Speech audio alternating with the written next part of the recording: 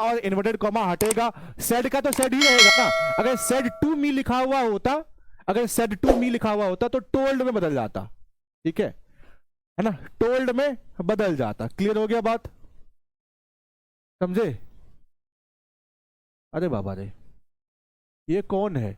Sunny Kumar. Baby?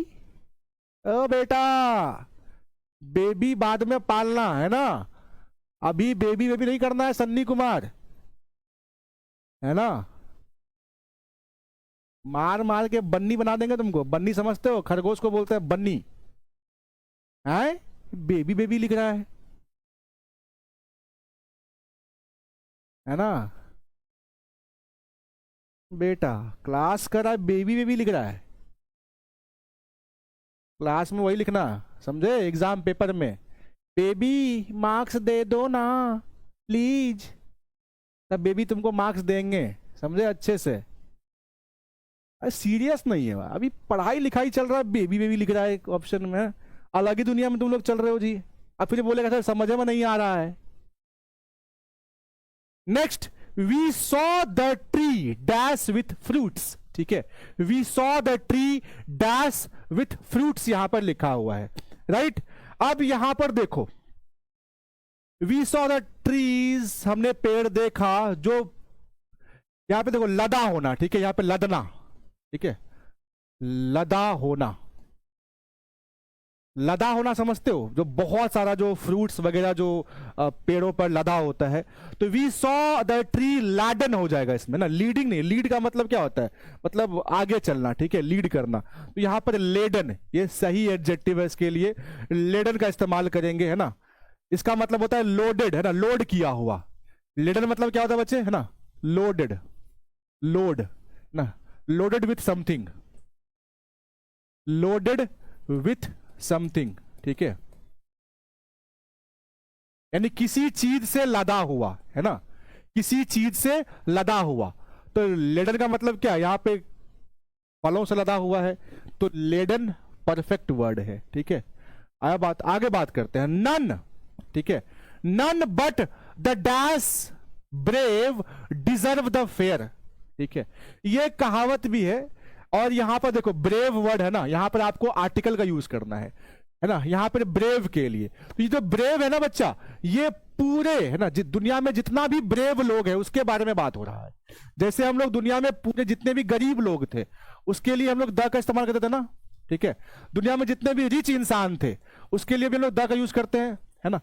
जब दुनिया में जितने भी ब्रेव बहादुर इंसान हैं, जब सारे बहादुर इंसान की बात हो, दुनिया में जितने भी बहादुर हैं सबके बारे में बात हो, तो वहां पर भी हमें द का इस्तेमाल करना पड़ेगा, ठीक है। तो यहां पर हमारा जो ऑप्शन नंबर है ए, वो सही हो जाएगा। None the brave deserve the fair, ठीक है, किसी को नहीं, लेकिन जो हमारे बहादुर है ना उसको फेयर चांस मिलने की बात हो रही है यहाँ पे। तो यहाँ पे जितने भी बहादुर है सबकी बात हो रही है, दुनिया में जितने भी बहादुर हैं, ठीक है, बहादुर इंसान जो होते हैं, तो इसके लिए यहाँ पे द का यूज करेंगे। आगे बात करते हैं। He dealt very politely, dealt very politely. अब यहां पे याद रखिएगा बच्चे, है ना, यहां पे है ना डील विथ, है ना, डील विथ, डील के साथ हम लोग विथ का इस्तेमाल करते हैं। तो यहां पे जब डेल्ट, डील का ही ना यहां पे, है ना, फॉर्म है, वर्ब फॉर्म है डेल्ट, ठीक है, तो यहां पर विथ का ही यूज करेंगे।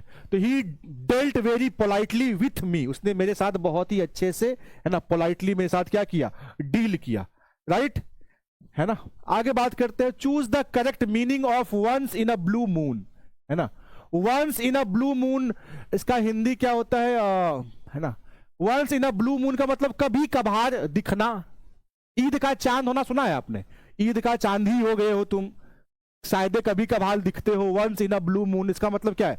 बहुत, है ना, मतलब सिंपल सी बात है ना, कि कभी कभार होना, कभी कभार होना।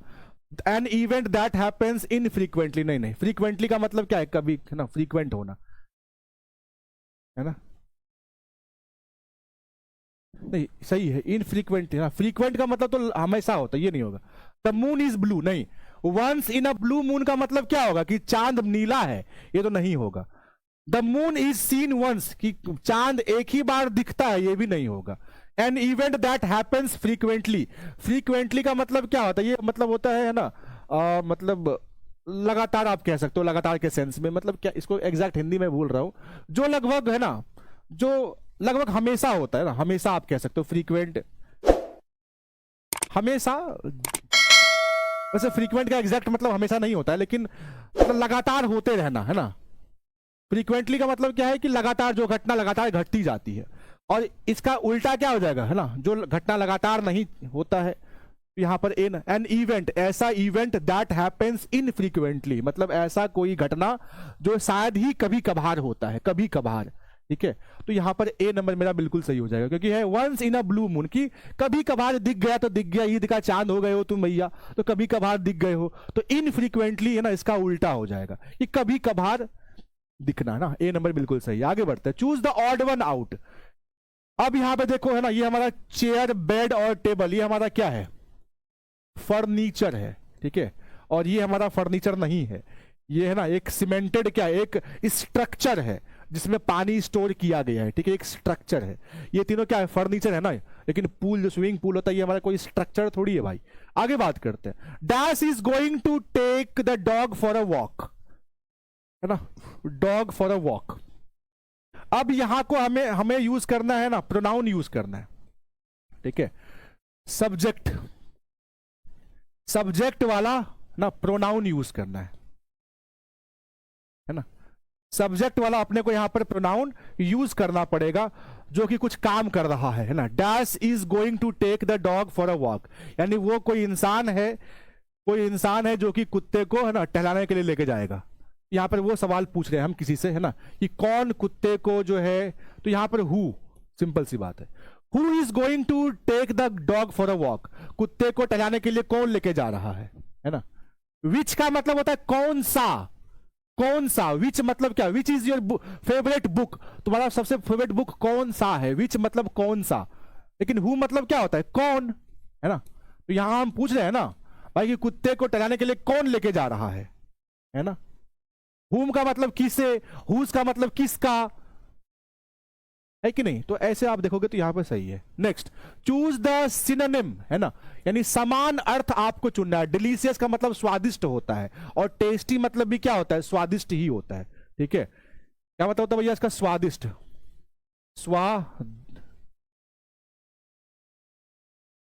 स्वादिष्ट। अरे भाई मेरी स्पेलिंग इतनी गंदी क्यों है हिंदी में, है ना भाई, लिख देना। ठीक है, स्वादिष्ट यार। मेरा हिंदी बहुत कमजोर है, लगता है हमको भी सजा क्लास करना पड़ेगा, है ना। स्वादिष्ट की स्पेलिंग भी नहीं लिख पाता हूँ, कभी कभी हो जाता है भाई, मेरा हिंदी बहुत वीक है ना। तो प्लीज जज मत करना कि सर को हिंदी भी नहीं आता है। आता था बहुत पहले, लेकिन अब भूल गया हूँ। स्वादिष्ट, ठीक है, तो देख लेना। नेक्स्ट है एंटोनिम, यहाँ पे उल्टा पूछा है। क्लेवर, क्लेवर का मतलब क्या होता है ना, चालाक। और चालाक का उल्टा क्या होगा बताओ? चालाक का उल्टा क्या होगा? इसका उल्टा होगा ना बेवकूफ। ठीक है, बेवकूफ। और बेवकूफ स्टूपिड को कहते हैं। ठीक है, स्टूपिड मतलब क्या होता है भैया जी? बेवकूफ होता है, राइट, है ना। चालाक का उल्टा क्या हो जाएगा? बेवकूफ। आगे बढ़ते हैं, है ना, आगे बढ़ते हैं। स्वादिष्ट, चलो किसी ने मेरा हेल्प कर दिया, बहुत बहुत धन्यवाद। भगवान आपको, है ना, सदा सुहागन रखे। स्वादिष्ट, ठीक है, स्वादिष्ट, समझे। आगे बढ़ते हैं। Next, choose the correct sentence. अब यहां पर आपको करेक्ट सेंटेंस चूज करना है। ठीक है, सेंटेंस कौन सा सही है। तो यहां पर देखते हैं, she is married to a dentist. यहां पे ना, यहां पे जो ये लगा हुआ है, इसका मतलब होता है बच्चे सी, इसका मतलब है कि इसमें इज छुपा हुआ है। ठीक है, सी इज, इसको शॉर्ट में लिखा गया है सी इज। यहाँ पे she is, she is, she is, she is. ठीक है, सी इज मैरिड डैश।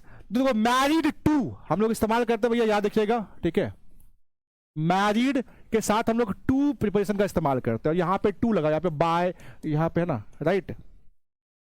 आया बात समझ में ना? कोई डाउट इसमें, है ना। तो यहां पे मैरिड के साथ टू लगाएंगे तो मेरा सी नंबर सही होगा। She is married to a dentist. Married with a dentist नहीं होगा यहां पे, she is married to a dentist. आया बात समझ में? जब हम किसी के साथ मैरी करते हैं तो मैरिड टू मैरिड विथ का नहीं, मैरिड टू का इस्तेमाल करेंगे। क्लियर है? आगे बढ़ते हैं। द फोन इज, अब यहां पर इज है, अपने को वर्ब यूज करने के लिए बोला गया। जब भी मैंने कहा था आपको इज, एम या आर दिखता है तो उसके साथ V4 लगा दो, और V4 हमारा क्या है? The phone is ringing. ठीक है, V4 हमारा ये हो जाएगा, ये नंबर। आगे बढ़ते हैं। बर्ड्स कैन फ्लाई, पक्षी उड़ सकते हैं, बट, लेकिन, अब यहां पे जब बट लगा हुआ है, बट का मतलब क्या होता है? लेकिन। लेकिन का मतलब क्या होगा? कि जो काम हुआ है ना, उसका क्या होगा? उसका उल्टा होगा, है ना? जो काम हुआ है उसका उल्टा। बट का मतलब क्या है? लेकिन। लेकिन मतलब ये बर्ड्स कैन फ्लाई, पक्षियां उड़ सकती हैं, लेकिन कुत्ते, लेकिन अगर बोला गया है तो ये कुत्ता नहीं उड़ सकता, तो यहां पर कैन का क्या हो जाएगा? कैन नॉट, है ना? Right? The birds can fly but dogs can not. अगर कैन नॉट होता तो हम लोग यूज कर सकते थे, है ना? लेकिन यहां पर मे नॉट ऑप्शन लगता है कुछ गलत है, इसमें हम लोग कैन का यूज, यहां पर कैन लग देता है। ठीक है, कैन नॉट हो जाएगा। ठीक है, अगर सही अगर आप देखोगे ना, यहां पे कैन नॉट ही होना चाहिए, समझे?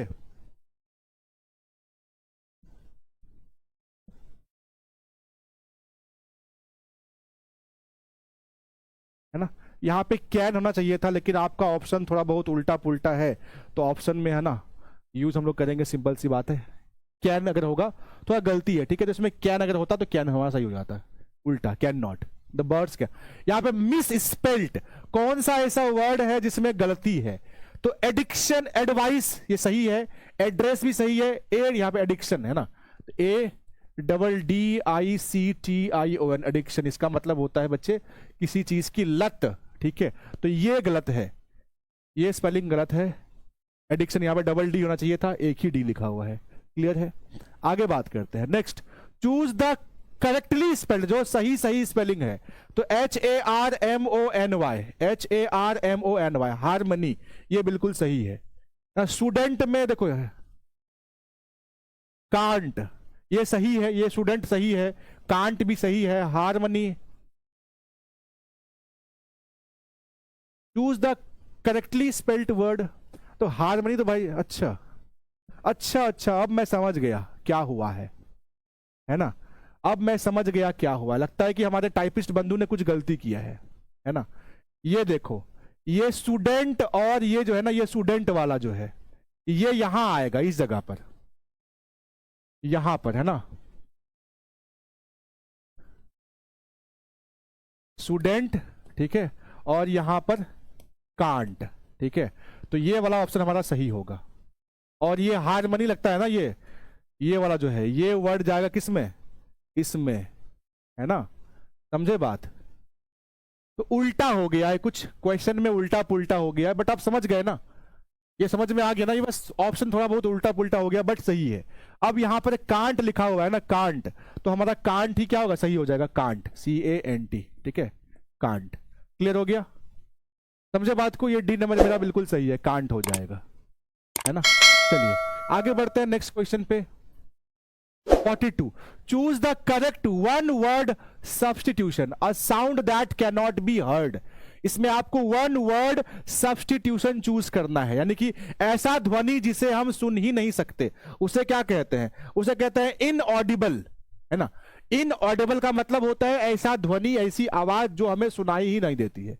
कभी कभी तुम लोग बोलते हो ना, सर यू आर, है ना, इनऑडिबल, सर आपकी आवाज नहीं सुन पा रहा हूं मैं, सर यू आर इनऑडिबल। और इसका क्या होता है? ऑडिबल, है ना?